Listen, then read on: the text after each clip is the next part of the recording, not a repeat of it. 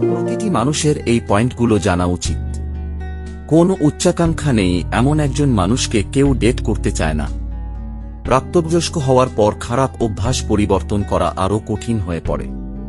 অভ্যাসগতভাবে আপনার জীবন সম্পর্কে অভিযোগ আপনাকে আরও চাপ এবং কম বন্ধু ছাড়া কিছুই দেবে না। শেখা তখনই বন্ধ হয়ে যায় যখন আপনি নিজেকে আর চ্যালেঞ্জ করবেন না। আপনার বাবা মা কখনই পরিবর্তন হবে না। তাদের সাথে আপনার কতগুলি সিট ডাউন আছে তা বিবেচ্য নয়, তারা এক গুণে।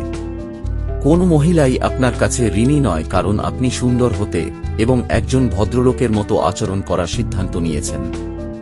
জীবনকে কখনোই সবকিছু খুব সিরিয়াসলি নেবেন না। কেউ এমন লোকের সাথে কথা বলতে চাইবে না যে সবসময় কিছুতে রাগান্বিত বা ক্ষিপ্ত থাকে। এটি কখনই খুব বেশি দেরি হয় না। জীবন যে কোনো মুহূর্তে শেষ হতে পারে, আপনি 10, 20, 30 অথবা 60 বছর বয়সী হন না কেন। নিজেকে কখনো বিশ্বাস করবেন না যে আপনি একটি লক্ষ্য অর্জন থেকে প্রতিবন্ধী।